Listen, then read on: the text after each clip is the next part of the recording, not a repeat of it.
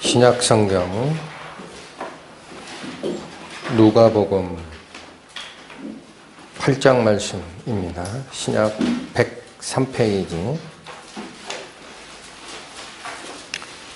누가복음 8장 5절로부터 15절까지. 씨를 뿌리는 자가 그 씨를 뿌리러 나가서 뿌릴새 더러는 길가에 떨어짐에 밟히며 공중의 새들이 먹어버렸고, 더러는 바위 위에 떨어짐에 났다가 습기가 없으므로 말랐고, 더러는 가시떨기 속에 떨어짐에 가시가 함께 자라서 기운을 막았고, 더러는 좋은 땅에 떨어짐에 나서 100배의 결실을 하였느니라. 이 말씀을 하시고 외치시되 들을 귀 있는 자는 들을지어다. 제자들이 이 비유의 뜻을 물으니 가라사대 하나님의 나라의 비밀을 아는 것이 너희에게는 허락되었으나 다른 사람에게는 비유로 하나니 이는 저희로 보아도 보지 못하고 들어도 깨닫지 못하게 하려 함이니라. 이 비유는 이러하니라. 씨는 하나님의 말씀이요 길가에 있다는 것은 말씀을 들은 자니 이에 마귀가 와서 그들로 믿어 구원을 얻지 못하게 하려고 말씀을 그 마음에서 빼앗는 것이요, 바위 위에 있다는 것은 말씀을 들을 때에 기쁨으로 받으나 뿌리가 없어 잠깐 믿다가 시험을 받을 때에 배반하는 자요, 가시떨기에 떨어졌다는 것은 말씀을 들은 자니 지내는 중 이생의 염려와 재리와 일락의 기운이 막혀 온전히 결실치 못하는 자요, 좋은 땅에 있다는 것은 착하고 좋은 마음으로 말씀을 듣고 지키어 인내로 결실하는 자니라. 기도하시겠습니다. 하나님께서 예수님의 이름을 통해 말씀하신 바 너희가 이 비유를 알지 못할진대 어찌 다른 비유를 알겠느냐 라고 말씀하신 가장 중요하고 또 깊게 상고해야 할 씨 뿌리는 비유에 대해서 오늘 성경 말씀을 통해 상고하는 시간을 갖고자 합니다. 이 시간 온전히 성령께서 저희의 마음을 이끌어 주시고 그 속에서 각 성도들에게 교훈하시고자 하는 말씀 한마디 한마디가 각자의 마음밭에 뿌리워져서 싹이 나고 자라서 열매를 맺고 그리스도의 성품으로 닮아가는 저희가 될 수 있도록 인도하여 주십시오. 이 모든 말씀 거룩하신 주 예수 그리스도의 이름 받들어 기도 올렸습니다. 아멘. 네, 오늘 살핀 이 씨 뿌리는 비유는 공간복음서, 그러니까 요한복음은 일단 제외됩니다. 공간복음서 3개에 모두 제시가 되어 있는 굉장히 중요한 가르침이시고, 그 다음에 마가복음 쪽에 이 말씀, 이 비유의 말씀을 예수님께서 설명하실 때 너희가 이 비유를 알지 못할진대 어찌 다른 비유를 능히 알겠느냐 라는 말씀을 해 주실 정도로 굉장히 강조하신 비유입니다. 그래서 첫 번째 우리가 이제 비유를 이렇게 받을 때 하나 우리가 점검해야 될 것은 마태, 마가, 누가 세 복음서에 씨 뿌리는 비유가 다 제시가 돼 있고 마태복음과 누가복음이 성격을 조금 다르게 예시를 합니다. 마가복음은 본질적으로 말씀드리면 이게 구원에 대한 얘기냐, 구원받고 난 후에 열매 맺는 생활에 대한 얘기냐 라는 언급 자체가 마가복음은 많이 생략되어 있습니다. 그러니까 줄거리만 딱 제시가 되어 있는 것이 마가복음인데 마태복음과 누가복음은 그거에 대한 조금 더 자세한 예수님의 해설을 담아놓고 있어요. 그런데 마태복음 쪽에 가면 이 씨 뿌리는 비유가 구원을 받느냐 받지 못하느냐라는 쪽에 초점이 맞춰져 있습니다. 그런데 누가복음 쪽에 오시면은 구원 받았느냐 받지 못했느냐라는 쪽에 초점을 맞췄다기보다는 실제 말씀을 듣고 열매를 맺히는 생활을 하기 위해서 어떠한 자세로 임해야 되는지에 더 중점이 찍혀 있다라고 보입니다. 약간씩 달라요. 그래서 어떤 하나의 비유를 놓고 볼 때 이거는 구원받는 얘기다라고 생각하는 것도 은혜가 없습니다. 그러니까 왜 그러냐? 좀 이따 살펴드리겠지만은 예를 들어 옥토에 뿌려진 자만 구원받은 자다. 나머지는 구원받지 못한 자다. 라고 얘기를 하면은 그럼 이 비유 중에 우리 구원받은 자는 가르침이 없어요. 맞죠? 구원받았으니까 자동 30배, 60배, 100배 뱉는 거지 뭐. 그럼 나머지 버립니다. 그럼 무슨 가르침이에요? 또 하나, 이거를 구원받은 자가 신앙생활을 하는데 교훈을 받으라라고 준 비유다라고 그냥 또 한쪽으로 몰아버리면 교회 나오고 신앙생활 한다 하면서 나는 당연히 하나님의 자녀지 하고 치부하고 넘어가는 위험이 굉장히 많습니다. 그래서 어떤 하나의 비유가 세 복음서에 골고루 제시가 되어 있고 마태와 누가가 강조하는 초점이 조금씩 다르다는 것은 둘 다로 교훈을 받으라는 얘기입니다. 한쪽으로 몰아버릴 필요가 없습니다. 잠깐 지금 여기를 잡으십시오. 여긴 계속 올 거니까. 똑같은 비유의 말씀이 마태복음에는 13장쯤에 가 있습니다. 그쪽을 먼저 살핍니다. 마태복음 13장은 이 비유의 말씀을 하시기 전에 비유의 말씀을 일단 하고 풀이를 하시기 전에 비유 풀이를 하시기 전에 15절에 보면은 이 백성들의 마음이 완악하여져서 그 귀는 듣기에 둔하고 눈은 감았으니 이는 눈으로 보고 귀로 듣고 마음으로 깨달아 돌이켜 내게 고침을 받을까 두려워함이라 하였느니라. 이게 이사야서에 있었던 그 예언의 말씀을 가져온 거거든요. 그래서 이 15절의 말씀을 강조했습니다. 마태복음은. 그래서 이 말은 무슨 얘기냐면 그대로 하면은 눈으로 보고 귀로 듣고 마음으로 깨닫는 것이 일부에게는 허락되고 일부에게는 허락되지 않았으니까 비유로 말한 것이다라는 말씀을 주셨어요. 그러니까 깨닫는 자가 구원받는 자입니다. 마태복음의 이 말씀에 따르면. 그런데 밑에 비유풀이를 해주실 때 보면 19절에 길가에 뿌리운 자라는 것은 깨닫는다는 말이 없죠. 오히려 길가에 뿌렸다라는 것은 악한 자가 와서 마음에 뿌리운 하나님의 말씀을 빼앗는 것이다 라고 되어 있어서 이건 분명히 구원받지 못한 자입니다. 뭐 논란의 여지가 없어요. 그런데 두 번째 20절 돌밭에 뿌렸다라는 것은 말씀을 듣고 즉시는 기쁨으로 받아요.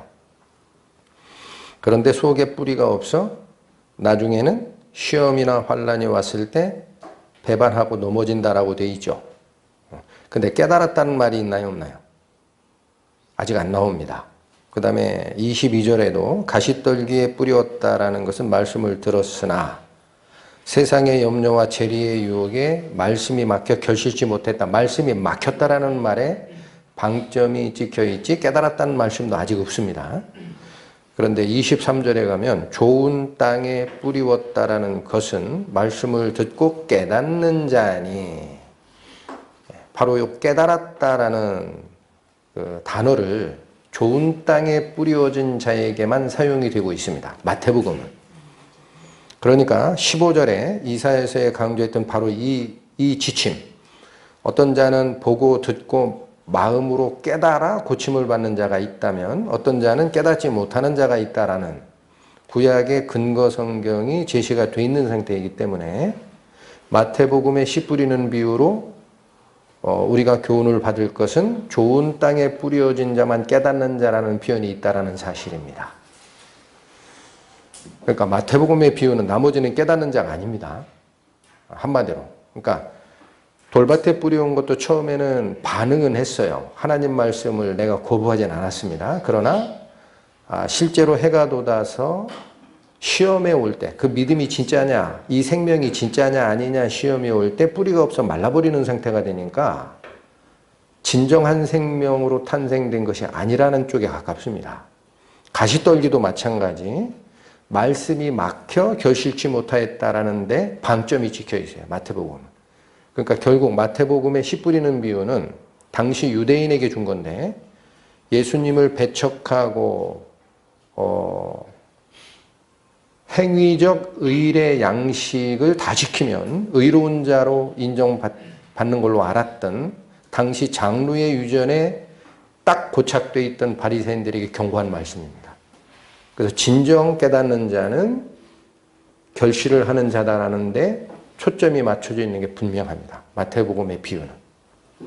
여기까지만 잡으시고 오늘 본문의 말씀은 누가복음인데 이 말씀은 여기도 많이 달라지지는 않습니다. 그러나 10절에 똑같은 말씀을 하세요. 하나님의 나라의 비밀을 아는 것이 너희에게는 허락되었으나 다른 사람에게는 비유로 한다. 이유는 저희로 보아도 보지 못하고 들어도 깨닫지 못하게 하려 함이라. 말씀이 주어졌죠. 그런데 길가에 뿌리온 자에 대한 비유풀이를 12절에 하시면서 한번 읽어볼까요? 길가에 있다는 것은 말씀을 들은 자니 이에 마귀가 와서 그들로 믿어 무엇을 얻지 못하게 하려고? 구원을 얻지 못하게 하려고. 구원이라는 단어를 사용합니다. 누가복음에선. 그래서 그 말씀을 마음에서 빼앗은 것이다 라고 얘기를 합니다. 분명하게 지적을 합니다. 그러니까 1번 길가에 뿌리온 자는 구원받지 못한 자입니다. 그건 볼 것도 없는 얘기입니다. 그런데 그 뒤에 구원받지 못했다는 말은 다시는 안 나와요. 이해하시죠? 그리고 13절이 바위에 뿌린 자에 대한 얘기고 14절이 가시떨기에 뿌린 자고 15절이 좋은 땅에 뿌린 자인데 좋은 땅에 있다는 것은 착하고 좋은 마음으로 말씀을 듣고 지키어 인내로 결실하는 자니라 라고 되어 있지 깨닫는다라는 단어는 또 빠졌어요. 확인하셨습니까? 약간의 차이지만 그래서 이건 무슨 얘기냐면 길가에 뿌리온 자는 구원받지 못한 자라는 게 분명하고 나머지에 대해서는 좋은 땅에 뿌리온 자만이 깨달았다라는 단어를 일단 사용을 유보하셨습니다. 해설이. 그 자는 결실까지 간 자다라는 얘기가 설명이 되어 있어요. 그렇다면 누가복음 자체만 그대로 읽으면 길가에 뿌리온 자는 말씀을 뺏긴 자니까 구원받지 못한 자가 확실하고 나머지는 뭐예요? 구원받은 자에게도 가르침을 주신 겁니다. 그렇게 받아야 구원받고 우리가 하나님을 쫓아간 우리 성도들에게 이 비유에서 가르침을 받을 게 분명히 드러나는 거예요. 그렇지 않으면 구원받은 자니까 어때요? 좋은 땅에 뿌리온 거죠 우리가? 나머지는 가르침 없다고 버릴 수가 있어요. 던져버립니다. 그 필요 없어. 그건 구원받지 못한 사람 얘기야. 해버리면 문제가 됩니다. 특히나 이런 비유를 우리가 가르침으로 받을 때 중요한 것은 그 낱말이 뭘 강조하느냐인데 앞에 비유를 제시하고 비유풀이 말고요. 앞단에 비유를 제시하고 8절에 예수님이 강조한 게 있습니다. 8절을 다시 읽으면 더러는 좋은 땅에 떨어짐에 나서 100배의 결실을 하였느니라. 이 말씀을 하시고 어떻게 하셨어요? 외치셨습니다. 이건 엄청 강조한 거예요. 누가복음에만 있어요. 외쳤다라는 말이. 외친 것이 내용이 뭡니까? 들을 귀 있는 자들은 들을지어다. 누구에게 준 말씀이에요? 그러니까 들을 귀가 있는 자에게 준 거죠. 그러니까 강조점이 어디에 찍혀 있어요? 들을 귀 있는 자들. 들을 귀 없는 자 보고 들으라는 소리가 아니에요. 그러니까 이 가르침은 굉장히 중요합니다. 그래서 구원받은 우리에게 씨 뿌리는 비유가 적용된다라는 겁니다. 너무 일도 양단해서 그건 구원받는 비유니까 나는 구원받았다, 확실하다, 나머지 버리겠다. 굉장히 위험한 거죠. 자, 그래서 두 가지를 살펴드렸고, 그래서 저는 오늘 이 말씀을 살필 때, 물론 다 살피겠지만, 구원받은 성도들에게 가르치는 가르침이 더 중요합니다. 그래서 그쪽에 더 방점을 두고 말씀을 상고한 결과를 나누고자 합니다. 자, 근데 문제는 이 비유에서 구원받는 쪽이냐, 구원받고 나서 열매 맺는 생활 쪽이냐를 일단 가릴 필요 없이 그냥 합쳐놓고 나서 비유가 얘기하는 바가 뭘까요? 조금 제가 힌트를 드리면 분명히 씨를 뿌렸는데 어떤 사람은 구원도 못 받고 어떤 사람은 바위에 떨어져서 가짜 반응을 내다가 실제 생명의 시험이 올 때는 말라 비틀어져서 죽은 상태로 드러나고 어떤 사람은 싹은 나고 자랐습니다. 말랐단 말이 없어요. 그러나 이생의 염려와 재리와 일락에 빠져서 열매 맺는 생활은 없었다. 그렇죠? 그리고 어떤 사람은 좋은 땅이기 때문에 100배의 결실을 한다라는 결과가 달라졌습니다. 결과가 다르게 나타나는 원인이 뭡니까? 씨가 잘못된 겁니까? 씨가 뭐라고 그랬어요? 11절 보세요. 이 비유는 이러하니라. 씨는 하나님의 말씀이요. 하나님의 말씀에 등급이 있었습니까? 하나님의 말씀에 싹이 나지 않은 말씀을 뿌린 적이 있었습니까? 없습니다. 그런데 왜 결과가 달라졌습니까? 그 말씀을 듣는 사람들의 마음 상태가 달라진 거예요. 이 비유에서 이게 구원의 비유인지 열매 맺는 생활에 대한 비유인지를 논하기 이전에 이 비유가 강조하는 바는 하나님의 생명의 말씀이 똑같이 전달이 됐어도 결과가 달리 나오는 것은 너희 마음밭의 종류에 따라 다르다라는 겁니다. 그건 세복음서가 똑같이 얘기하는 거예요. 예수님 비유풀이에 똑같이 나옵니다. 씨가 잘못된 게 없어요. 잡으셔야 됩니다. 그러니까 가르침이 있는 거죠. 굉장히 중요합니다. 그래서 어떤 분들은 이걸 씨 뿌리는 자의 비유라고 얘기를 하고 결정됐다라고 얘기를 합니다. 자, 무슨 얘기냐? 제가 지금 성경이 가르치는 그 방향은 뿌리는 씨가 잘못되거나 뿌리는 자가 잘못 뿌린 게 아니라 그 말씀을 받는 각 사람의 마음 상태가 결과가 달라지는 쪽으로 영향을 준 중요한 요인이다라는 말씀을 드렸잖아요. 그런데 이 말씀을 예를 들면 하나님이 전권적으로 당신의 백성을 구원하는 거지 우리가 어떻게 살든 예정된 자는 전부 하나님의 인도에 따라 천국 간다라고 믿는 분들이 있어요. 어디에 근거가 나오느냐? 있지 않느냐? 그러니까 마태, 마가, 누가에 다 있습니다. 그러나 마태에선 더 강조한 건데 아까 말씀드린 게 뭡니까? 10절에 가라사대 하나님의 나라의 비밀을 아는 것이 너희에게는 허락됐으나 다른 사람들에겐 비유로 하나니 이렇게 되어 있지 않느냐? 그러니까 어떻다는 얘기예요? 깨달을 자, 깨닫지 못할 자 하나님이 딱 가른 거다. 왜 그런 주장이 나오는지 잡으셨습니까? 그래서 이거를 그렇게 또 바꿔버리면 아무 필요 없어져요. 그 다음에 내가 할 일 없네. 하나님이 갈랐는데 뭘 어떻게 하라고. 쫓아 올라가서 따질 수도 없고. 이런 부분들이 정확하게 발견되지 아니하면 하나님을 이상한 하나님으로 만들어버리는 교만에 빠집니다. 그래서 이 비유가 원래 나와 있는 것이 이사야 6장입니다. 잠깐 살핍니다. 이사야 6장 9절 구약 973페이지입니다.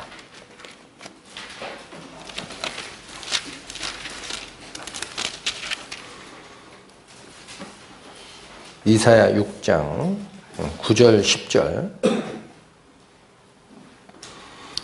여호와께서 가라사대 가서 이 백성에게 이르기를 너희가 듣기는 들어도 깨닫지 못할 것이요 보기는 보아도 알지 못하리라 하여 이 백성의 마음으로 둔하게 하며 그 귀가 막히고 눈이 감기게 하라. 염려컨대 그들이 눈으로 보고 귀로 듣고 마음으로 깨달아 다시 돌아와서 고침을 받을까 하노라. 아까 마태복음에 예수님께서 인용했던 것이 바로 이겁니다. 자, 그런데 요 말만 딱 보면 하나님이 다 갈랐네 뭐. 깨달을 자 못 깨달을 자 딱 갈랐구나. 그리고 딱 덮어버립니다. 문제는 지금 이사야 6장에 이사야 선지자에게 하나님이 이스라엘 백성들에 가서 전하라 하면서 뭐라 그래요? 너희가 들어도 이해를 못하고 보아도 보지 못하고 깨닫지도 못할 것이다 전하라 라는 말씀을 준 거예요. 근데 이게 영원히 가는 원리입니까? 이어지는 11절 보세요. 내가 가로되 주여 어느 때까지니까 시한을 물었죠. 즉 이스라엘 백성들의 눈을 가리우고 귀를 막고 마음의 깨달음을 얻지 못하게 하시는 하나님의 그 역사가 언제까지 그렇게 되는 겁니까? 라고 여쭙습니다. 했더니 대답하시되 성읍들은 황폐하여 거민이 없으며 가옥들에는 사람이 없고 이 토지가 전폐하게 되며 사람들이 여호와께 멀리 옮기워서 이 땅 가운데 폐한 곳이 많을 때까지니라. 기한이 있어요 없어요? 기한이 있죠. 대충 요약해서 설명을 드리면 이사야 선지자가 이 예언의 말씀을 하나님께 받을 때가 언제냐면요. 북이스라엘과 남유다가 하나님을 제껴놓고 우상 숭배에 쩌들었을 때입니다. 그래서 하나님께서는 계속 선지자를 보내서 경고를 했어요. 너희가 왜 나를 섬긴다 그러면 엉뚱한 곳을 쫓아가니 돌아오라 돌아오라 돌아오라. 돌이킵니까 안 돌이킵니까? 안 돌이킵니다. 그래서 하나님께서는 방법이 없다. 얘네들이 섬기고 있는 성전 뜰에도 우상이 세워져 있었고 성전 벽에도 그림을 그려놓고 숭배하고 있었고 별짓을 다 해요. 여자들은 분양하고 딴 신에게. 그러니까 이건 안 되겠다 해서 그들이 섬겼던 신앙의 중심지 예루살렘 그 성전을 완전히 내가 청소할 거야 라는 계획을 세우신 거예요. 하나님이. 그래서 지금 이 사람들이 옮기워 이 땅 가운데 폐한 곳이 많을 때까지 사람의 눈을 가릴 것이다 라는 예언의 말씀을 주신 겁니다. 이게 뭐예요? 그러면 바벨론 포로로 잡혀가는 것이 하나님의 본뜻입니까? 구약 성경을 자세히 읽으시면 아닙니다. 너희를 정결케 하고 70년이 차면 내가 반드시 이 땅으로 돌아오게 하리라. 그래서 너희 마음으로 나를 섬기는 자세로 다시 청소해 주마 라는 말씀이 이겁니다. 그러니까 징계가 약정이 돼 있던 거예요. 계속 보냈는데도 안 받았으니까. 하나님이 일부러 정한 겁니까? 사람의 불순종 때문에 하나님이 이제는 매를 대서라도 내가 너를 고치마라고 도록 한 겁니까? 후자입니다. 그런 내용을 모르고 그냥 갈랐다. 이렇게 생각하면 하나님을 이상한 분으로 만드는 거예요. 자, 이사야 선지자에서는 딱 이렇게만 돼 있습니다. 근데 똑같이 바벨론에게 포로 잡혀가는 그 시대에 똑같이 말씀을 받으셨던 그 시대보다 약간 후세대예요. 예레미야 선지자에게는 뭐라고 얘기하신지 아세요? 똑같이 멸망한다 그랬어요. 돌아오지 않으면 멸망한다. 잡혀갈 것이다. 근데 하나님이 벌 주는 게 목적이 아니에요. 그래서 나중에 예레미야 선지자에게 뭐라고 하냐면 그래도 가서 전하라 그래요. 이 백성에게 그래도 전하라. 혹시 그들이 돌이키면 내가 벌 주기로 예정된 거 그거 취소하마. 그게 하나님 마음이에요. 이거를 다 뭉개버리니까 하나님을 이상한 하나님으로 만들어버립니다. 우리 관계없이 다 정했다 그래버리면 그 이상한 하나님, 편가르기 하나님. 보실까요? 예레미야 26장 신약 1092페이지입니다.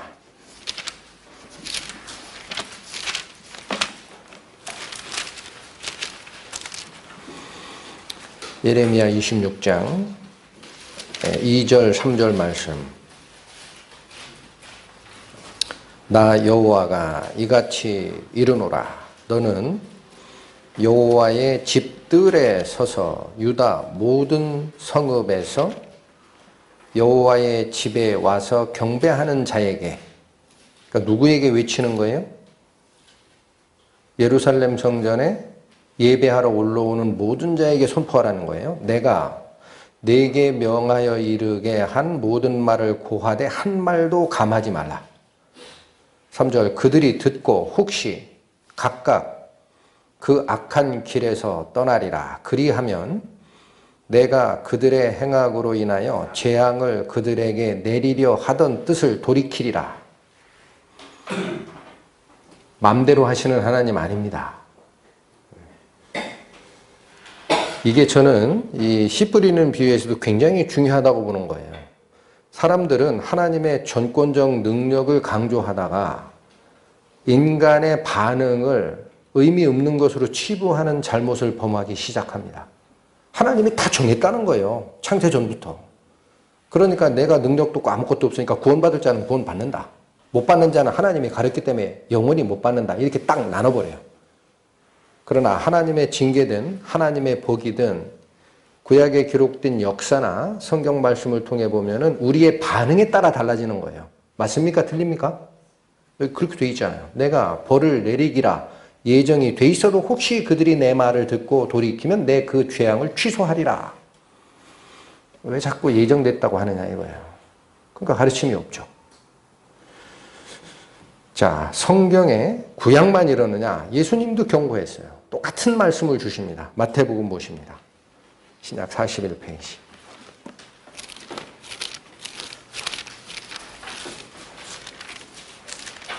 마태복음 23장 37절 말씀입니다. 예루살렘아, 예루살렘아, 선지자들을 죽이고 내게 파송된 자들을 돌로 치는 자여. 잠깐 끊습니다. 이게 그 당시 구약의 이스라엘의 민족들이 행한 일이에요. 계속 잘못됐다. 나 하나님께 돌아오라 라고 선지자를 시대별로 파송을 했지만 듣지도 않고 오히려 선지자들을 돌로 쳐서 죽였습니다. 거의 다 순교했어요. 그 사건을 예수님이 거명하신 겁니다. 이어집니다. 암탉이 그 새끼를 날개 아래 모음같이 내가 네 자녀들을 모으려 한 일이 몇 번이냐. 그러나 너희가 원치 아니하였도다. 왜 문제가 생기는 겁니까? 항상 받는 자가 마음을 닫고 거부하기 때문에 오히려 하나님의 선지자의 말씀을 듣지를 않고 자기 생각에 쳐 죽이고 반항하기 때문에 가려고 했던 복이 되돌아오는 겁니다. 하나님이 자기 맘대로 하는 게 없어요. 이해하시겠습니까? 네. 자, 그래서 이 말씀을 지금 살핀 이유가 있습니다. 다시 우리 본문으로 오세요. 예수님께서 이사야서에 기록됐던 저희로 보아도 보지 못하고 들어도 깨닫지 못하게 함이라 라고 얘기를 한 이 한마디만 딱 잡고, 그러니까 구원받는 자와 구원받지 못한 자는 하나님의 정권적 능력으로 예정되어 있으니 나머지는 중요한 요소가 아니다라는 가르침이 굉장히 위험하다라는 걸 아셔야 됩니다. 굉장히 위험합니다. 그런 분이 아닙니다. 하나님은 항상 반응을 원하십니다. 여기서 중요한 원리가 있어요. 내가 마음을 돌이키면은 하나님의 자녀가 되거나 하나님의 성품으로 변화되어가는 구원의 온전한 그 은혜는 내 능력으로 안 됩니다. 그건 맞는 얘기입니다. 그러나 돌이키라라는 그 초이스, 선택권, 하나님이 그걸 건드린 적이 없어요. 제가 지금까지 성경을 상고한 바로 하나님이 강제하는 적이 없습니다.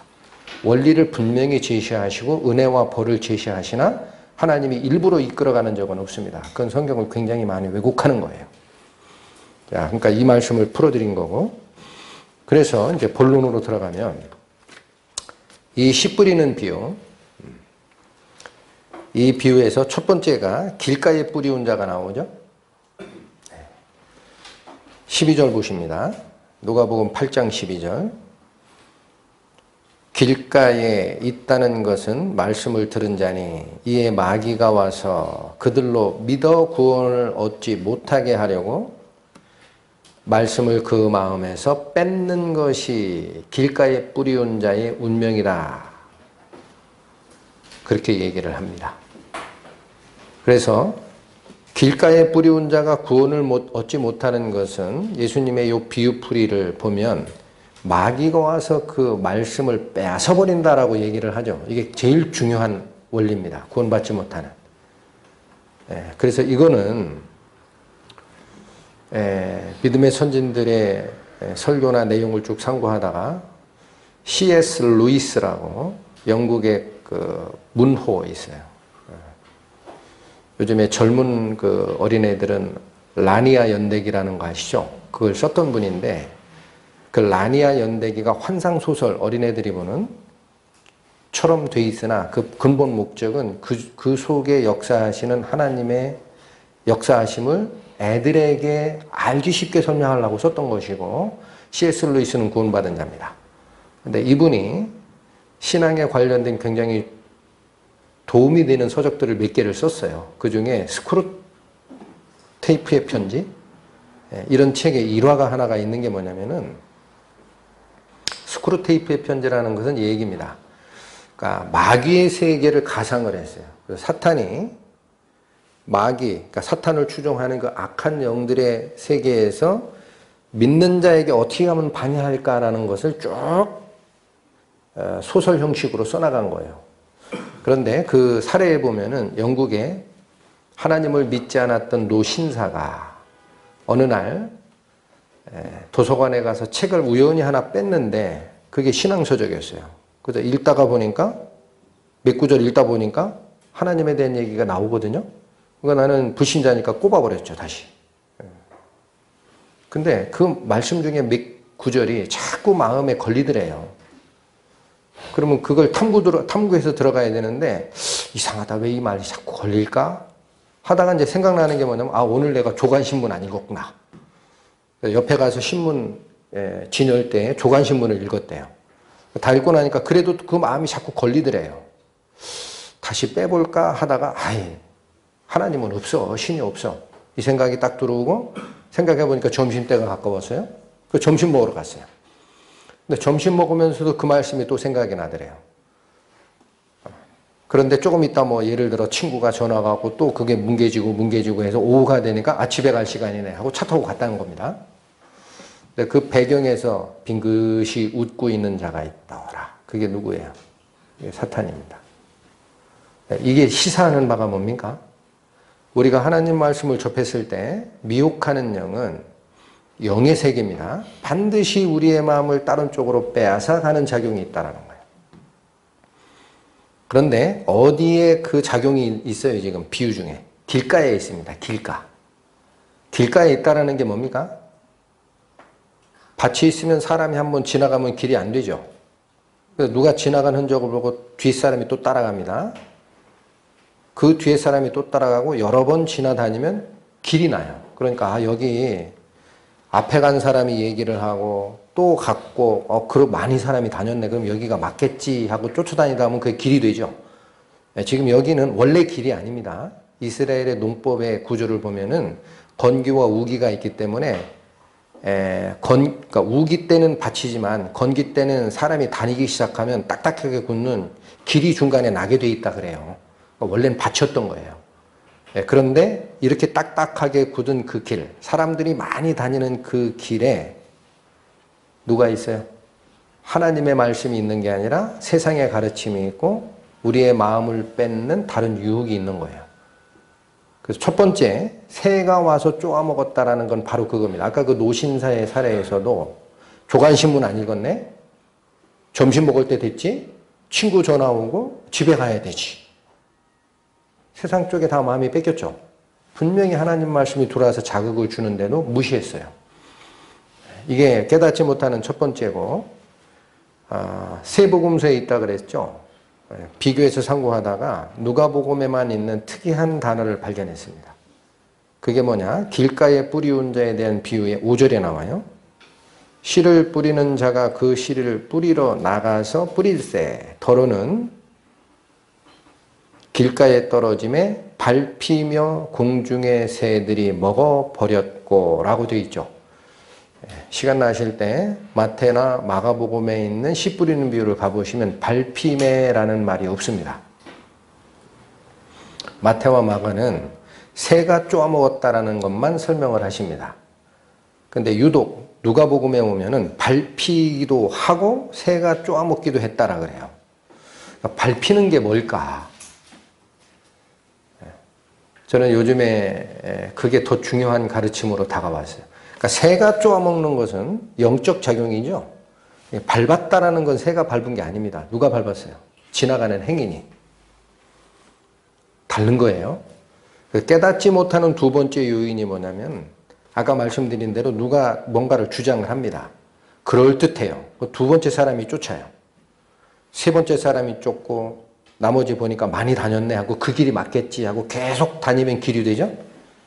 그들의 가르침을 쫓아가는 것이 사람의 지혜나 이성이나 철학적 혹은 의견을 쫓는 경우가 될 수 있어요. 그럼 밟히는 겁니다. 하나님의 말씀은. 그런 게 있느냐? 많습니다. 예수님 당시에는 뭐가 그런 일을 했어요? 분명히 하나님 말씀을 해석하고 분해하고 가르침으로 613개나 율법조항을 만들었던 유대의 랍비들이 하나님 말씀을 그렇게 분해해서 613개 조항을 만들었으나 나중에는 어떻게 됐냐면 이걸 다 지키면 의로운 자라라는 인간의 가르침에 빠졌죠. 그게 장로의 유전입니다. 예수님이 지적했잖아요. 갈릴리 지역에서 사역하는데 예루살렘 쪽에서 바리새인 율법사들이 와가지고 예수님께 지적한 게 그거예요. 당신의 제자는 왜 밥 먹을 때 손을 안 씻고 해서 우리 장로의 유전을 범하나이까라고 따졌잖아요. 기억나십니까? 그게 의로워지는 방법입니까? 아닙니까? 아닙니다. 근데 한 사람이 주장하고 그게 맞겠지 하고 쫓아가다 보니까 그 근본 저 밑에 있는 죄를 알라라는 율법의 본 정신은 뒤로 제껴놓고 613개의 율법조항을 내가 지키면 죄가 사라지지 않아도 의로운 자인 줄 착각한 거예요. 예수님 당시에만 장로의 유전을 쫓고 하나님의 계명을 버렸습니까? 지금도 똑같습니다. 지금도 대상은 하나님을 쫓아가요. 성경이에요. 근데 방법론을 뭐를 사용하느냐? 인간의 지식체계를 사용합니다. 그게 신학입니다. 잘못될 수 있습니다. 걱정스러워요. 대상은 하나님 말씀을 연구하겠다라고 시작한 거예요. 그런데 나중에 인간적 방법론이 제시가 되고 분해하고 비교하고 비평하고 하다 보니까 성경이 이것은 어디서 쪼개온 거고 저것은 없는데 제자들이 만들어 붙인 거고 그렇게 설명하는 신학적 조류가 생겨요. 어떻게 하면 거기서 우리가 그 유혹에서 벗어날까요? 우리도 쫓아갈 수 있어요. 많은 사람이 글로 가는 경우가 많아요. 그리고 자기들이 생각하는 거 아니면 그 이단성이 있다라고 딱 치부해버립니다. 우리랑 말이 다르다. 이래버려요. 그럼 어떻게 돼요? 우리는 어떻게 해야 돼요? 예수님이 이미 경고하셨죠. 좁은 문으로 들어가라. 생명으로 인도하는 문은 작고 길이 협착하여 찾는 이가 적고 멸망으로 인도하는 문은 크고 그 길이 넓어 찾는 이가 많다. 다른 쪽에서 또 무슨 경고 내려주셨어요? 나더러 주여 주여 하는 자마다 다 천국에 갈 것이 아니요 하늘에 계신 내 아버지의 뜻대로 행하는 자라에 들어가리라. 말씀을 주신 뒤에 그날에 많은 사람들이 나에게 와서 이르되 주여 주여 내가 주의 이름으로 선지자 노릇하고 주의 이름으로 귀신을 쫓아내고 주의 이름으로 많은 권능을 행치 아니하였나이까 하리니 이들이 누굽니까? 하나님을 쫓았던 무리입니다. 잘못 쫓은 거예요. 예수님의 답변이 뭐예요? 내가 진실로 너희에게 이르노니 내가 너희를 안 적이 없다 그러잖아요. 나는 너를 도무지 알지 못하니 불법을 행하는 자들아 나에서 떠나라 하리라. 바리새인들이 불법을 행했던 것과 똑같이 마지막 날에도 똑같은 심판의 대상이 생긴 겁니다. 어떻게 하면은 사람의 지식체계나 철학이나 헛된 속임수에 하나님 말씀이 밟히지 않게 할 수 있습니까? 영적 사탄작용은 그렇다 치고 성경이 얘기하잖아요. 성경이 얘기합니다. 사도행전에 보면 어떤 사례가 있어요? 베레아 사람은 데살로니가인보다 더 신사적이어서 간절한 마음으로 말씀을 받고, 이게 첫 번째예요. 그 말씀이 그러한가 아닌가 하여 날마다 성경을 상고하니라. 성경에 없는 얘기하면은요, 받아들이지 마야 됩니다. 그거 왜 받고 앉았어요? 성경이 기준입니다. 하나님의 말씀이 기준이고. 정말 그런가? 또 말씀을 받을 때 어떻게 돼요? 이걸 분해해 봐야지. 이게 제자가 쓴 거야? 예수님이 말씀하신 거야? 구전전승에 따르면은 그거는 제자들의 말인데 갖다 붙였네? 그렇게 하라 그랬어요? 간절한 마음으로 받아야 됩니다. 하나님 말씀이요. 그 앞에 두려워하는 마음으로 무릎 딱 꿇고 주여 말씀하소서 이 종이 듣겠나이다. 어린 사무엘이 고백했던 것처럼. 그리고 진짜 성경이 그러한가 아닌가 상고해야만이 사람의 가르침인지 아닌지가 드러나요. 굉장히 중요합니다. 아마 이 가르침 때문에 이 지금 길가에 뿌리온 자에 대한 이 비유에 걸려 넘어져서 구원받지 못한 자. 이건 분명히 어느 복음서에 있는 것들도 다 구원받지 못한 자예요. 길가에 뿌리온 자는. 그것 때문에 심판받아 지옥 가는 영혼들이 마지막 날에 많다 합니다. 예수님이 많대요. 적은 게 아니에요. 첫 번째 가르침이었어요. 두 번째 13절 말씀. 바위 위에 있다는 것은 말씀을 들을 때에 기쁨으로 받으나 뿌리가 없어 잠깐 믿다가 시험을 받을 때에 배반하는 자요. 누가복음에 이 비유풀이를 그대로 쫓아간다면 길가에 뿌려온 자는 구원받지 못한 자가 분명합니다. 근데 여기서부터는 하나님이 선언하지는 않으셨어요. 그래서 두 개 다를 살필 겁니다. 첫 번째 살필 것은 분명히 말씀을 드릴 때 기쁨으로 받았어요. 이 사람은 거부한 자는 아닙니다. 그런데 시험이 올 때 뿌리가 없어 배반한다라고 하죠. 그래서 첫 번째 살필 것은 구원받은 하나님의 자녀가 행위로 하나님이 말씀하신 그 말씀의 규례를 배반할 수 있느냐라는 겁니다. 있습니다. 그렇지 않으면 완전한 구원이 처음부터 주어지는 거예요. 이 부분을 먼저 살핍니다. 디모데전서 신약 341페이지 디모데전서 5장 보세요.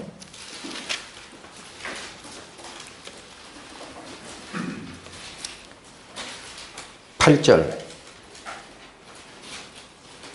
누구든지 자기 친족, 특히 자기 가족을 돌아보지 아니하면 믿음을 배반한 자요 불신자보다 더 악한 자니라. 불신자라 그래요? 불신자보다 더 악한 행동이라 그래요? 불신자보다 더 악하다. 그럼 이 사람 불신자예요? 아니에요. 불신자 아닙니다. 믿는 자에게 이런 행동적 배반이 있을 수 있으니 너희는 주의하라 라는 경고의 말씀이에요. 이건 믿는 자에게 준 겁니다. 한 군데 더 봅니다. 히브리서 12장 신약 368페이지입니다.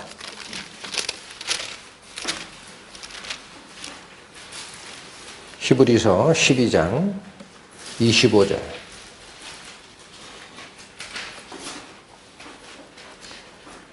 너희는 삼가 말씀하신 자를 거역하지 말라. 땅에서 경고하신 자를 거역한 저희가 피하지 못하였거든 하물며 하늘로조차 경고하신 자를 배반하는 우리일까 보냐. 히브리서 12장 25절의 경고 말씀은 배반할 수 있다라는 거죠. 그래서 뭐라 그래요? 거역하지 말라라고 경고합니다. 근데 이 경고를 받은 자가 구원받은 자예요? 구원받지 못한 자입니까? 구원받은 자입니다. 어디서 연결되는 말씀입니까?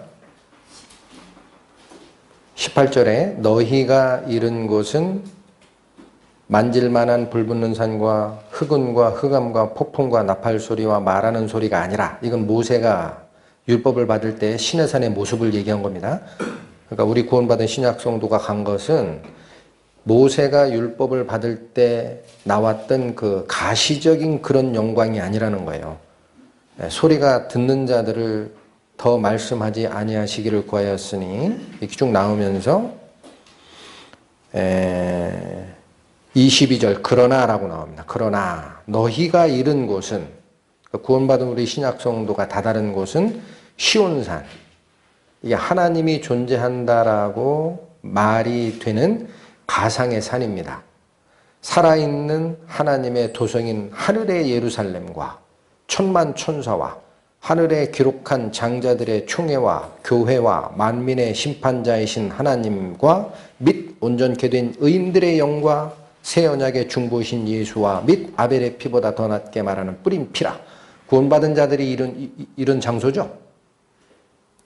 그리고 나오는 거예요. 너희는 삼가 말씀하신 자를 거역하지 말라 쭉 하다가 25절 맨 밑에 배반하는 우리일까 보냐라고 했잖아요. 우리. 구원받은 성도들도 조심하라는 얘기예요. 하나님의 말씀이 들어왔을 때 배반할 수 있습니다. 가만히 있지 않는 거예요. 하나님께서는 분명히 보응을 하십니다. 행위대로. 복이 가다 막힐 수도 있고, 경우에 따라서 돌이키라는 말씀을 여러 번 줬는데도 돌이키지 않으면 육체적인 채찍으로 징계하게 되어 있습니다. 자녀는 전부 징계를 받는다라고 되어 있어요. 너희에게 징계가 없으면 버린 자식이라 그래요. 사생하다. 그러니까 지금 제가 두 가지 구절을 예시를 해드린 것은 뭐냐? 구원받은 자도 믿음을 배반하는 행동을 할 수는 있어요.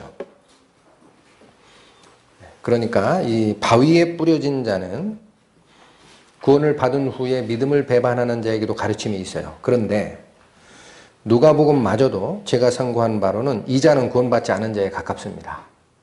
왜 그래요? 설명이 뭐라고 되어 있습니까? 13절 바위에 있다는 것은 말씀을 들을 때에 기쁨으로 받으나 뿌리가 있어요? 없어요? 없어요. 잠깐 믿다가 시험을 받을 때 배반하는 자요 라고 되어 있죠.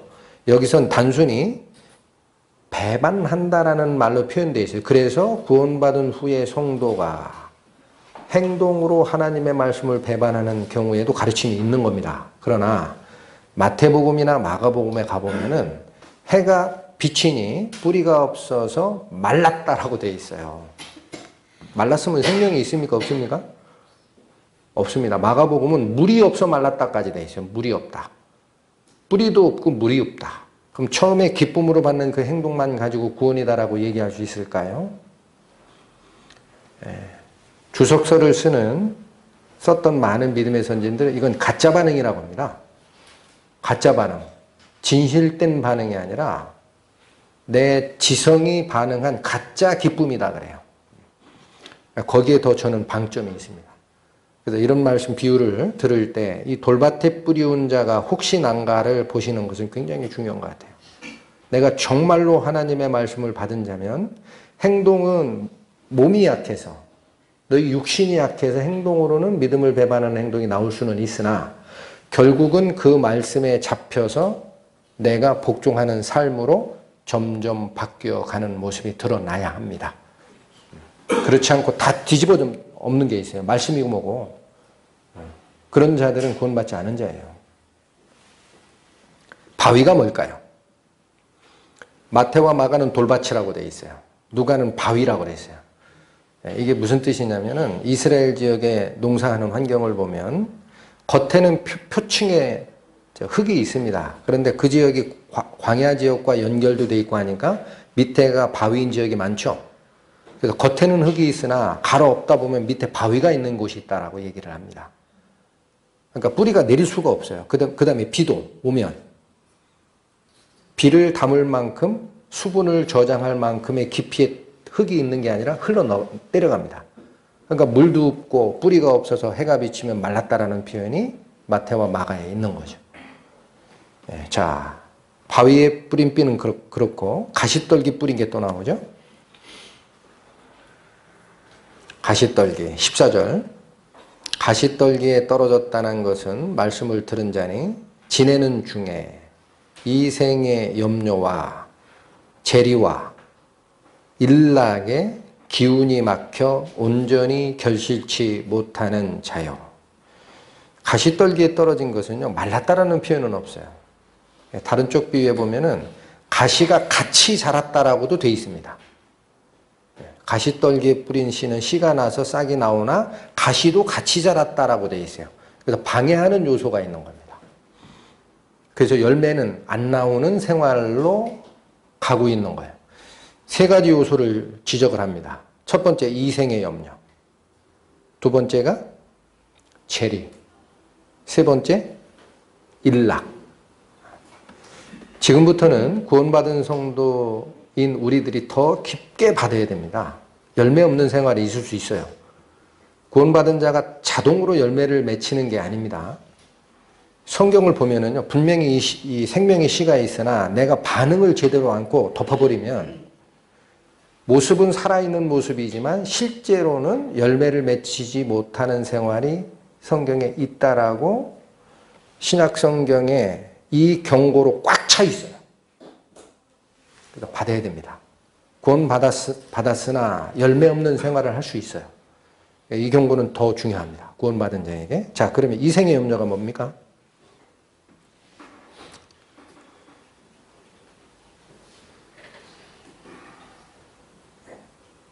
그 전에 꽉 차 있다고 그냥 넘어가려고 하니까 구원받았으나 열매 없는 생활을 경고한 말씀을 몇 군데 찾아보겠습니다. 저 좋겠습니다. 베드로후서 한번 볼까요? 382페이지. 베드로후서 1장.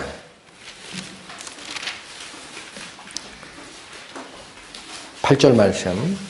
신약 382페이지. 이런 것이 너희에게 있어 흡족한즉. 이런 것이라는 것은 앞에 있던 덕, 지식, 절제, 인내, 경건, 형제후의 사랑, 이걸 얘기합니다.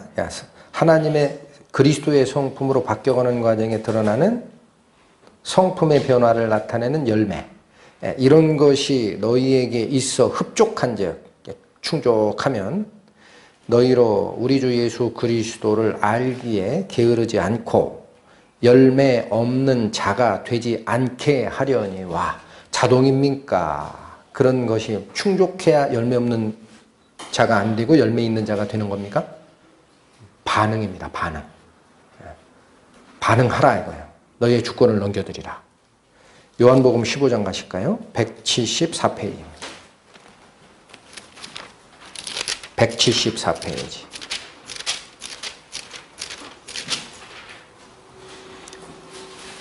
(15장) 4절 말씀.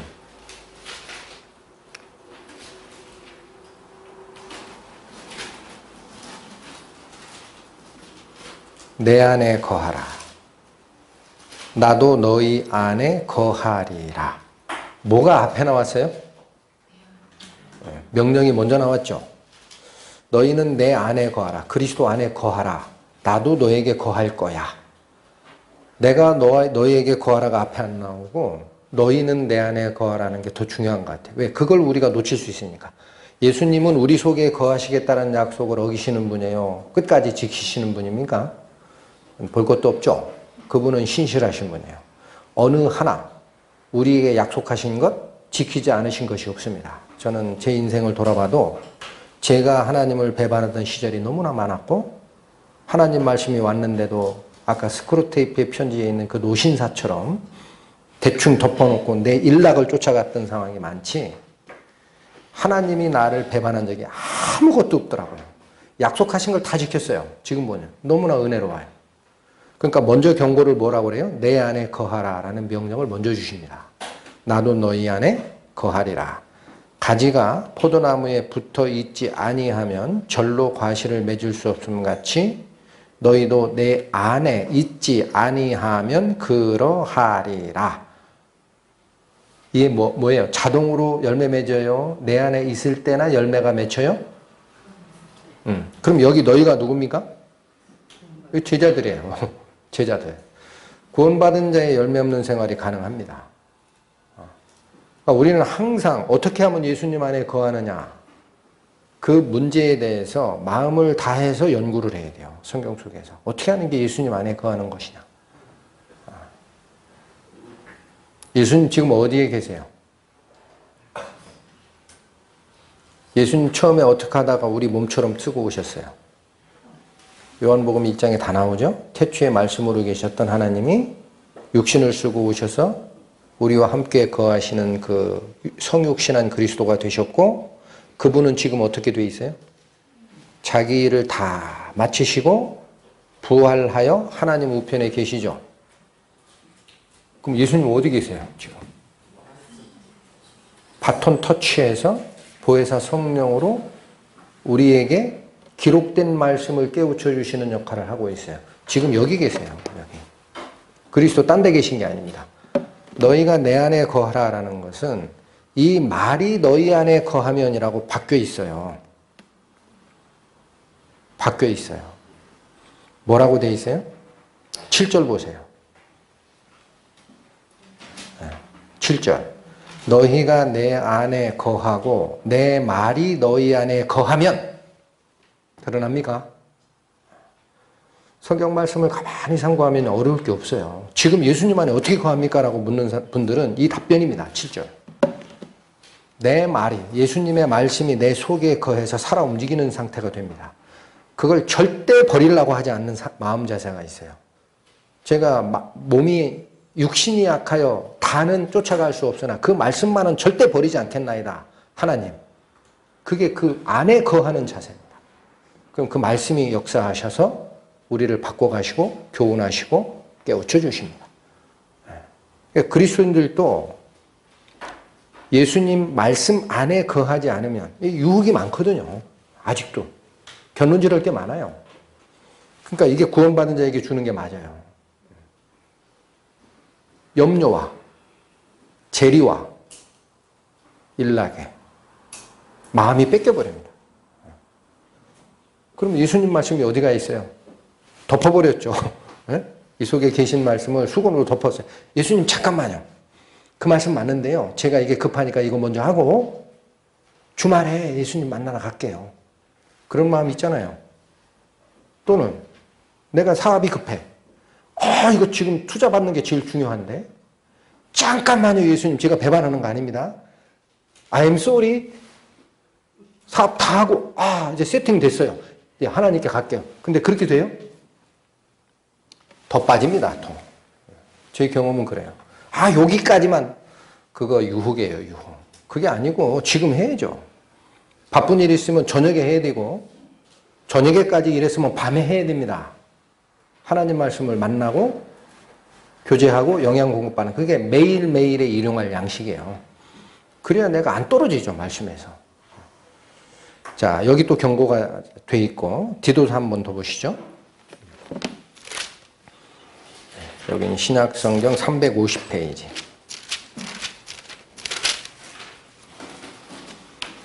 디도서 3장 14절 말씀. 또 우리 사람들도 열매 없는 자가 되지 않게 하기 위하여 필요한 것을 예비하는 좋은 일에 힘쓰기를 배우게 하라. 우리 사람이니까 누굽니까 이거? 우리 사람. 저희도 아니고 그들도 아니고 배척받은 자도 아니죠. 여기서 얘기는 우리는 디도서 편지를 쓰신 사도 바울, 즉 말씀 전하는 전도자 그룹과 같은 무리를 얘기하는 거예요. 그러니까 구원받은 자도 열매 없는 생활을 할 수가 있다라는 겁니다. 그래서 뭐라고 돼 있어요? 또 우리 사람들도 열매 없는 자가 되지 않게 하기 위해 어떻게 해야 돼요? 우리에게 성령이 왔으니까 그냥 해주시겠지가 아니고 필요한 것을 예비하는 좋은 일에 어떻게 하라? 힘쓰라는 거예요. 힘쓰라. 아까 제가 급하게 오노라 베드로후서 1장 8절에 이런 것들이 너희에게 있어 흡족한즉 그리스도를 아는데 게으르지 않고 열매 없는 자가 되지 않게 하려니와 거기까지만 제시해드렸는데 그 밑에 10절에 가보면은요. 그러므로 형제들아 더욱 힘써 너희 부르심과 택하심을 굳게 하라 라는 명령이 거기도 있습니다.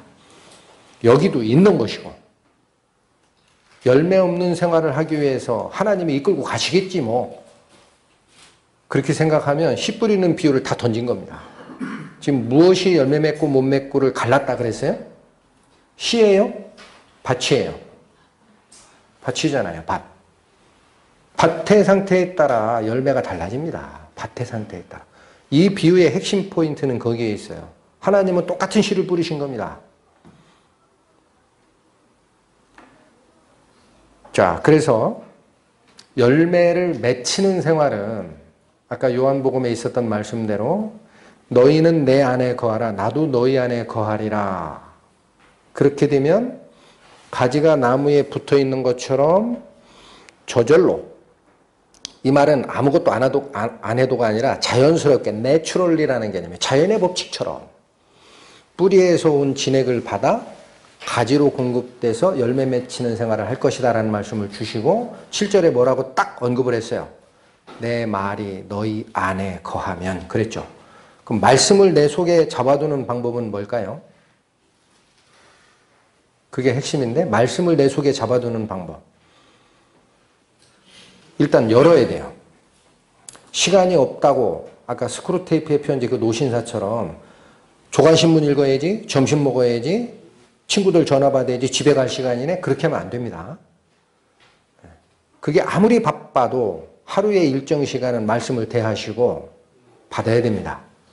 그 다음에 받은 말씀이 들어오면은 야 이거는 나를 비난하는 소리네 하고 내치지 마세요.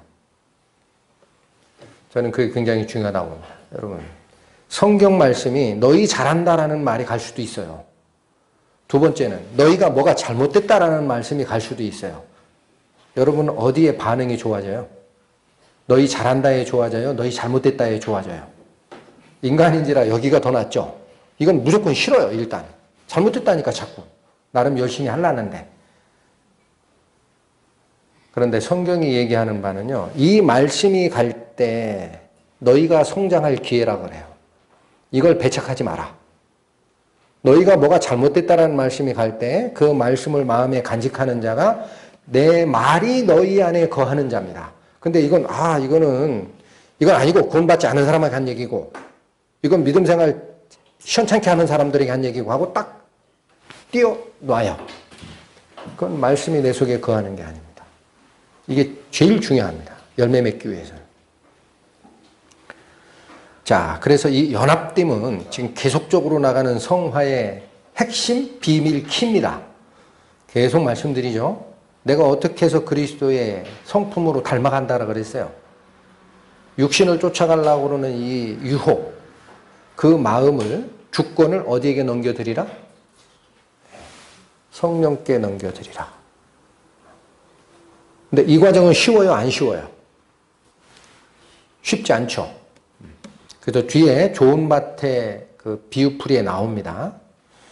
자, 이생의 염려. 제가 말씀만 그냥 증거해 드립니다. 마태복음 6장 33, 34절에 가면은요. 너희는 먼저 그의 나라와 그의 의를 구하라. 그리하면 이 모든 것을 너희에게 더하시리라. 그러므로 내일 일을 위하여 염려하지 마라. 예수님 무슨 명령 주셔요? 세상 일 때문에 염려하라 그랬습니까? 근데 왜 자꾸 거기에 매이는 생활이 될까요?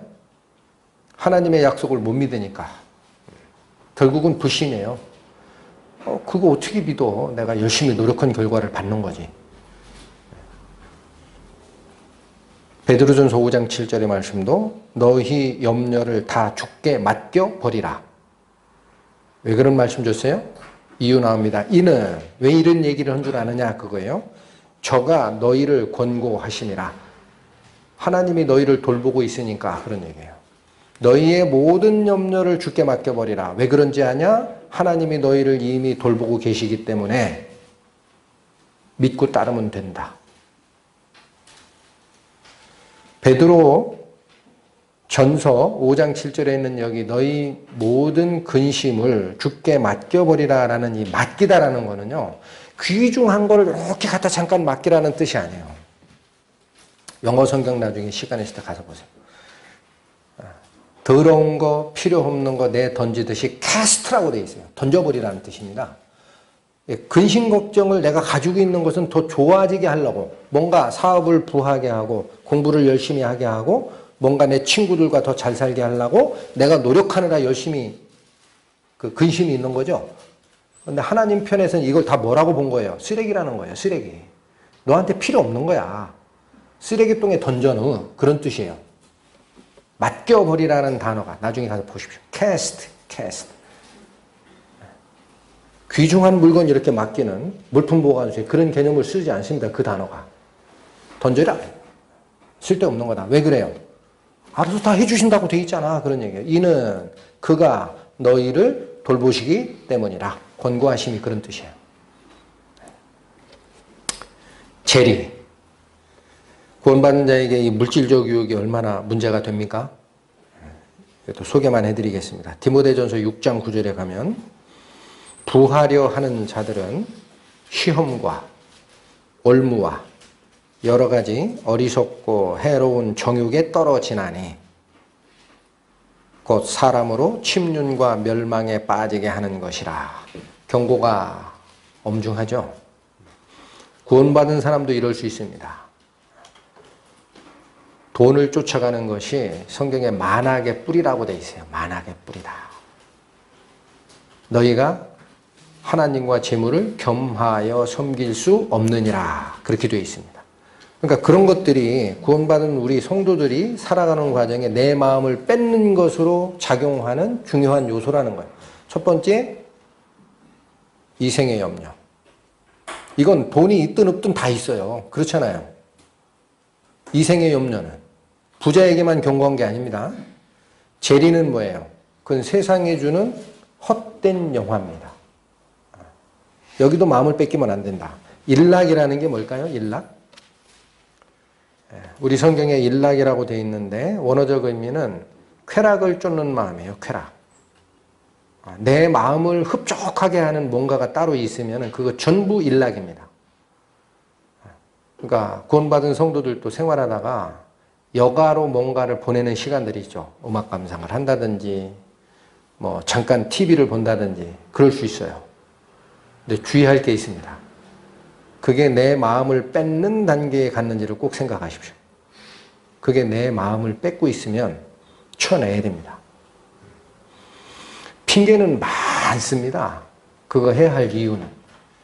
저도 전에 잘못 살았다라는 이 회개를 깊게 하기 전에 회계사 생활도 하고 학교에서 애들 가르치는 교수 역할도 하고 하니까 그 소사이어티, 그 사회에서 하는 제일 많이 하는 운동이 뭐냐면요. 골프 치러 다니는 거였어요.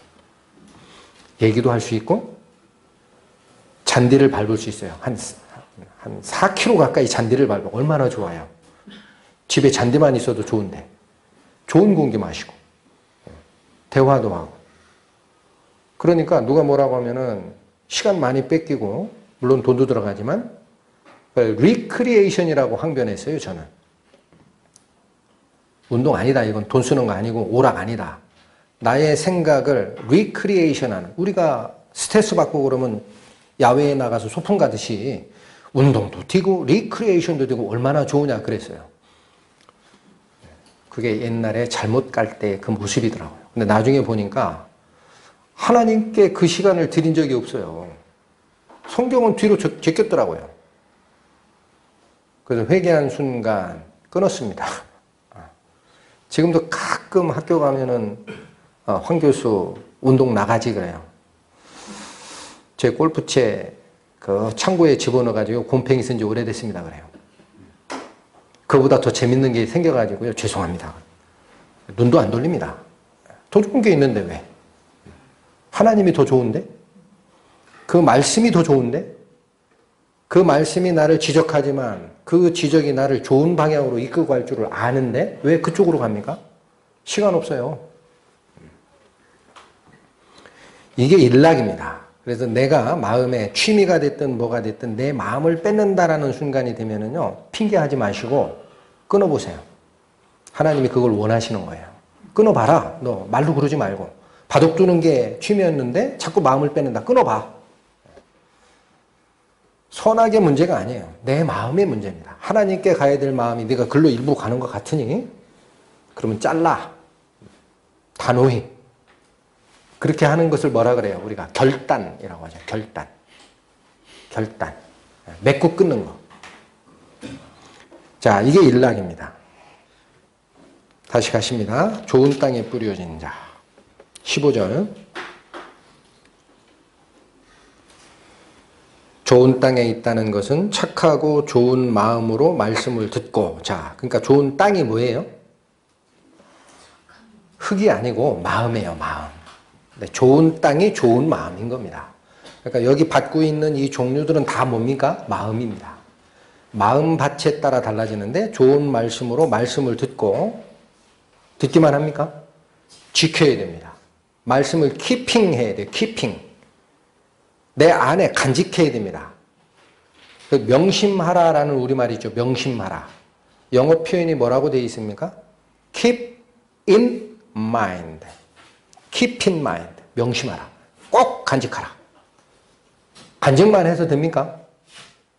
이 말씀이 지시하는 방향이 나에게 견딤을 요구를 하고 인내를 요구를 하고 또는 고난을 요구한다 하더라도 이 말씀을 끝까지 쫓아가야 돼요. 그게 인내입니다.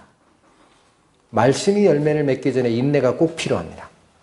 좋은 마음으로 말씀을 듣고 말씀을 내 안에 keep in mind 하고 그 말씀이 지시하는 방향이 내가 뭔가를 하나 버려야 된다 그러면은 아깝잖아요. 그거 쉽지 않아요. 처음에 훈련하지 않으면. 그러나 잘라야 됩니다. 그래야 마음이 다른 쪽에 가는 게 하나님께로 향하죠. 그런 과정이 계속되는 과정이 필요하기 때문에 인내가 꼭 성경에는 꼭 제시가 됩니다. 인내. 끝까지 인내하라 그래요. 그러니까 이 인내까지가 결합됐을 때 뭐가 나옵니까? 결실이 나옵니다. 결실. 이게 좋은 땅이 가지고 있는 요소입니다. 자, 이 좋은 땅은 앞에 있던 구원받지 않은 사람 얘기는 일단은 논외로 하고 바위밭과 같은 딱딱한 마음이 없는 자예요. 바위가 뭡니까? 딱딱하죠. 씨가 안 들어가죠. 구약 성경에 보면 뭐라고 되어 있냐면은 너희가 옷을 찢지 말고 너희 마음을 찢어라 그래요. 하나님이. 여러 군데가 나옵니다. 또 뭐라고 하냐면 너희의 마음 가죽을 베고 나 여호와께 속하라. 그렇게 되어 있어요. 마음의 가죽. 밖을 싸고 있는 그 질긴 가죽이 있으면 말씀이 이걸 뚫고 들어와요? 못 들어와요? 어떻게 될까요? 튕겨나갑니다. 말씀이 튕겨나갑니다. 씨를 낼 수 없어요. 그러니까 이런 상태. 내가 뭔가 내 생각과 가치관과 기준을 가지고 하나님의 말씀이 나에게 도달했을 때 튕겨내는 작업이 없는지를 살펴야 됩니다. 그게 굉장히 중요합니다. 나에게 달콤한 말, 나에게 주는 축복의 말, 나에게 주는 약속의 말만 받는 것이 아니고 그건 나중에 받을 거고 내가 뭔가 잘못되어 있다. 너는 이걸 고쳐야 된다. 라는 나를 가리키고 훈계하는 그 말씀이 들어왔을 때 마음의 지퍼를 내리셔야 됩니다. 열어야 돼요. 들어오십시오. 튕겨내는 것은 뭐예요? 그게 딱딱한 마음이에요. 마음 겉에 있는 그 질긴 가죽을 아직 찢지 않은 상태. 어떻게 열매가 들어옵니까? 이거 경계해야 됩니다. 질긴 가죽. 그 다음에 뭐가 없어야 돼요? 아까 말씀드린 대로 이게 계속 싸움입니다. 이생의 염려. 아예 안 할 수는 없을 겁니다. 그러나 말씀에 의지하여 마음이 그쪽으로 뺏기는 게 확인되는 순간순간마다 돌이켜야 돼요. 그때그때마다 확인될 때마다 재리 조치면 안 됩니다. 제일 큽니다. 이거는 단순히 내 마음만을 뺏는 게 아니고 너희가 재물과 하나님을 겸하여 섬길 수 없다까지 할 수 있어요. 그 우상입니다. 우상. 한 번 빠지면은 하나님이 뭐고 중요한 게 없어집니다. 저는 그런 경험을 했어요. 하나님 저에게 돈을 줘보십시오 그랬어요. 옛날에 교만할 때. 다른 모든 자가 돈의 노예가 돼도 나는 못 바꿉니다 그랬어요. 나는 하나님에 대한 신앙이 있는데 어떻게 그 돈이 저를 바꿉니까? 하나님이 한 번 살짝 치고 가셨어요. 주시더라고. 지나보니까 있죠. 아찔했습니다. 벼랑 끝에 쓴 거였어요. 하나님도 생각이 안 나고요. 아무것도 생각 안 나요. 돈만이 제일 중요하니까. 그래서 다시 언뜻 돌아보니까 돈이 나를 변화시킬 수 없다고 교만이 하늘을 찔렀구나. 하나님 제가 잘못했습니다. 불필요한 거 다 버렸어요. 먹고 살 거 빼고. 절대 재리의 유혹은 만만한 게 아닙니다, 여러분. 그렇게 해서는 이기지 못해요. 그 적대시해야 돼요, 적대시. 내가 이걸 쫓아가면 우상이다라는 생각을 반드시 가져야 됩니다. 하나님이 경고를 여러 번 했어요. 아까도 말씀드렸죠. 뭐라고 되어 있어요? 재리에 대한 부분이 부하려 하는 자들은 시험과 올무와 여러 가지 어리석고 해로운 정욕에 떨어진다 그랬어요? 안 떨어진다 그랬어요? 여러분, 올무가 됩니다. 올무가 뭘까요? 재물을 쫓는 마음? 올무는요, 짐승에 왜 올무를 놓으면 걸릴까요? 내가 다니던 길에 놓는 것이 올무예요. 내가 자주 다니던 길, 먹고 살던 일, 그 다음에 그 올무가 짐승의 눈에 보이면 거기 걸려요? 안 걸려요? 안 걸리죠? 올무의 속성은 두 가지입니다. 엉뚱한 데서 뭐 창 가지고 찌르는 게 아니라 내가 일상적으로 하는 일 중에 있는 게 올무고 눈에 안 보이나 은연중에 걸리게 되는 게 올무예요. 그러니까 재리는 그겁니다. 성경에 절대 재리에 대해서 허락한 적이 없어요. 그러니까 무엇을 먹을까 무엇을 입을까 걱정하지 마라. 그런 것은 이방인이나 구하는 거다. 너희는 나의 자녀이니 먼저 하늘의 일을 구하라. 그리하면 이런 것들로 너희를 채우시리라. 순서가 바뀌어 있죠. 조금 더 읽으면 부하려 하는 자들은 시험과 올무와 여러 가지 어리석고 해로운 정욕에 떨어지게 돼 있고 결국 뭐예요? 곧 사람으로 침륜과 멸망에 빠지게 하는 것이라. 신앙이 완전히 계곡으로 떨어집니다. 물질의 마음이 뺏기는 순간 빛이 없는 계곡 속에 빠질 수 있어요. 그게 침륜이에요. 침륜. 저 깊이를 알 수 없는 어두운 계곡에 빠질 수 있어요. 신앙생활에. 그런 건 발견되는 즉시 돌아가야 됩니다. 그런데 쉽지 않습니다. 돈의 마음을 뺏긴 다음에 돌아오는 게 하나님의 도움 없이 안 돼요. 잘. 하나님이 딱 경고할 때가 있어요. 그때 아이쿠 제가 잘못했습니다 하고 돌이켜야 됩니다.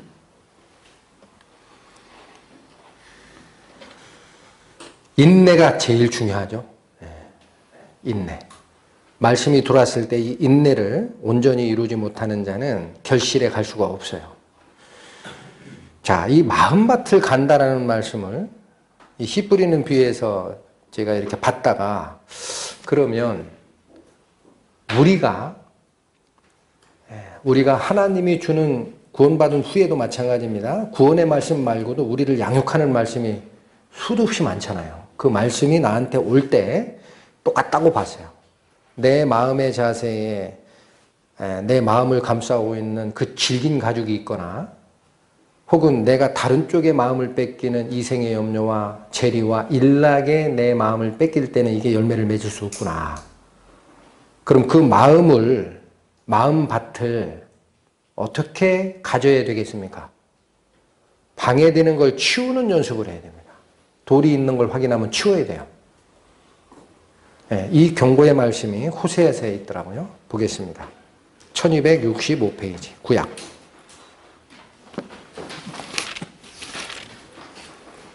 호세아서 10장 12절 말씀. 너희가 자기를 위하여 의를 심고 긍휼을 거두라. 지금이 곧 여호와를 찾을 때니 너희 묵은 땅을 기경하라. 마침내 여호와께서 임하사 의를 비처럼 너희에게 내리시리라.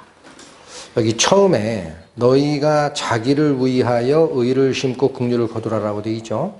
그럼 이거는 이 문장의 의미는 내가 나를 위해 할 일이 있다라는 뜻이에요. 그걸 놓치면 안 됩니다. 하나님이 다 해주시겠지가 아닙니다. 너를 위하여라고 되어 있잖아요. 너를 위하여. 네가 너를 위하여 이런 일을 하라. 근데 뭐라고 되어 있어요? 의를 심고 긍휼을 거두라라고 되어 있죠.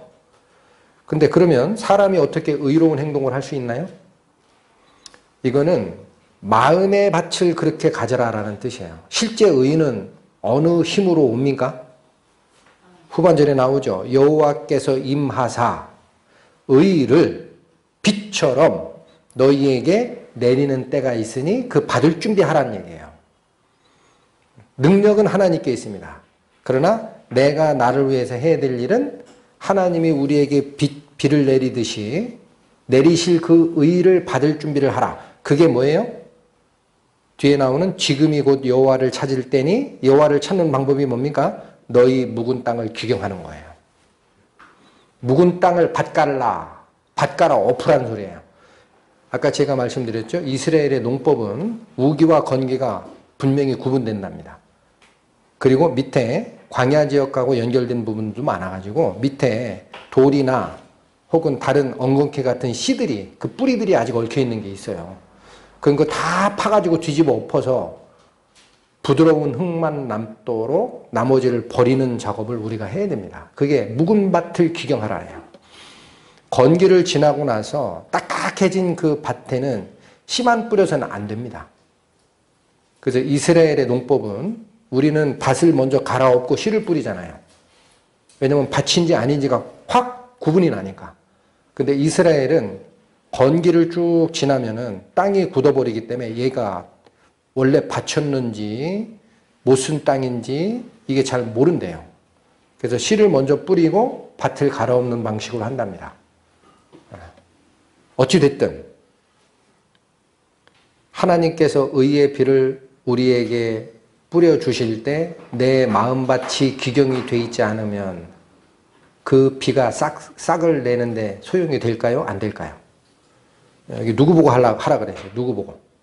하나님은 의를 비처럼 뿌릴 축복을 예비해 놓고 있습니다. 능력도 준비하셨어요. 근데 앞절의 말은 너희가 너희를 위해서 할 일이 있다. 뭐 해라? 마음밭을, 묵은 밭을 갈아엎으라. 이게 명령입니다. 그게 없이 그냥 이번 주 일요일이니까 교회 가야지. 설교 말씀 듣지. 변화된 마음이 없으면요 똑같아요. 그 타령입니다. 표현이. 그게 그거예요. 듣고 잊어버릴 수 있고 옛날과 똑같은 생활로 가는 거예요. 마음밭을 갈아엎는 과정이 성경에 분명하게 제시가 되어 있고 히브리서 봅니다. 6장 358페이지 히브리서 6장 7절 말씀.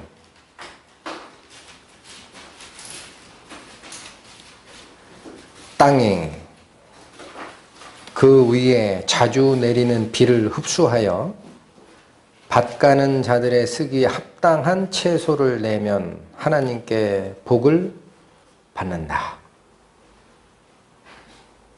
아까 호세아서에 있는 말씀은 비는 뭐였어요 그때?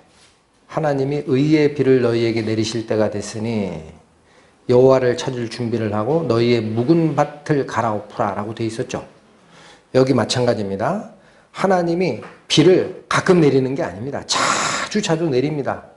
경우에 따라 때에 따라 필요한 말씀 공급하시고 은혜로 공급하시고 바뀔 게 있으면 지적하는 말씀 주시고 합니다. 근데 그 자주 내리는 비를 땅이 흡수했을 때만 그 시에 걸맞는 채소의 열매가 나오게 돼 있어요. 근데 땅이 그 위에 자주 내리는 비를 흡수하지 아니하면 밭 가는 자들, 이게 농사 짓는 사람이란 얘기예요. 농사 짓는 사람이 합당하다고 보는 곡식, 채소, 엉겅퀴 말고 그런 게 나올 수 있어요? 없죠. 여기도 중요한 것은 땅의 위치입니다. 땅. 마음밭의 위치를 강조하고 있는 거예요. 자, 이 설교 말씀을 준비하다가 어떤 분이 재밌는 얘기를 하나 해주신 게 있어요. 그러니까 저도 알고 있었던 건데, 이 말씀을 여기 좋은 밭에 뿌린 경우가 세 가지죠. 말씀을 듣고, 이게 세 가지가 다 이루어져야 좋은 밭입니다. 말씀을 듣고, 말씀을 keep in mind 하고, 인내로 결실까지 기다리는 거예요. 근데 첫 번째 단계, 말씀만 자주 듣는 사람이 있다 그래요. 말씀은 듣는데요. 근데 뭐냐? 좋은 밭이 아니기 때문에 밑에 딱딱한 게 있고, 자기의 기준이 있고, 중심적인 생각이 있기 때문에 아닌 건 그냥 자동으로 튕겨나간대요. 그래서 이렇게 듣는 사람들은 그 말씀이 내 속까지 오는 것이 한 번도 있기를 않았기 때문에 나중에 물어보면 엉뚱한 답변 한답니다. 그러면서 예를 든 게 뭐냐? 초등학교 때 자연과학 시간에 선생님이 개미의 신체를 설명을 열심히 했대요. 곤충은 다 똑같다 그랬대요. 뭘 얘기했냐면 개미 형상 떠올릴 수 있죠? 머리가 굉장히 크죠? 그 다음에 이렇게 한 부분이 있고 요 밑에 있죠? 그래서 여기가 머리, 여기가 가슴, 여기 배다. 곤충은 세 부분으로 나눌 수 있다는 걸 열심히 설명했대요. 딴전핀 학생이 있었어요. 나중에 그 시험을 봤대요. 그래서 개미를 3등분 하면 하고 써야 될 답을 네모를 3개를 쳐놨대요. 정답은 뭔지 아시겠죠? 엉뚱한 생각하다가 수업 시간에 딴전판 학생이 거기다 뭐라고 썼어요? 죽는다. 개미를 3등분 하면 죽지. 틀린 답이에요? 맞는 답이에요? 맞는 답이에요. 여러분 웃지 마세요. 근데 어떻게 답을 한 겁니까? 자기 생각대로. 가르침은 따로 있었잖아요. 그거 얘기하려고 수업 시간에 공부한 게 아니죠. 근데 내가 생각하는 기준, 내가 생각하는 그 카테고리 안에서 답을 하면은 이거 안 들은 거예요. 이게 뭐예요? 튕겨나간 거예요. 이 말은 다 튕겨나간 거고, 들으면 뭐 합니까? 자주 내리는 비를 흡수해야지, 땅이. 어린애들이 한 얘기라고 웃을 일이 아니더라고요. 답은 맞아요. 개미를 3등분 하면 죽는다지 뭐. 그런 우를 범할 수 있다. 그다음에 말씀을 듣고 흡수하지 못하는 그 단계가 혹시 우리에게 있는가를 우리는 반드시 살펴야 되고, 내 마음에 말씀이 있어도 마지막 결실 단계에 가려면은요, 이 말씀이 지시하는 바가 나의 인내와 나의 훈련과 나의 양보와 이런 걸 요구한다 할 때 그대로 쫓아야 됩니다. 그게 행함이 있는 믿음입니다. 그러니까 이게 전부가 어우러질 때 하나님의 성품으로 바뀌어가고, 전에 한번 말씀드렸죠. 성령의 열매는 누구를 몇 명 전도했다라는 개념이 아니라 그랬어요. 하나님의 성품으로 얼마나 바뀌어가느냐가 열매다 그랬어요. 성경이 그걸 얘기를 하시니까 그걸 꼭 잡으시고, 데살로니가 전서 말씀 하나 살피고 끝냅니다. 2장 330페이지. 데살로니가 전서 2장 13절 말씀.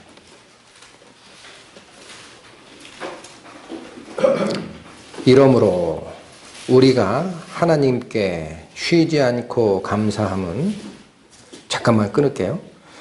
사도 바울이 뒤에 나오는 이 사건 때문에 하나님께 쉴 새 없이 감사하는 일이 있어요. 궁금합니까?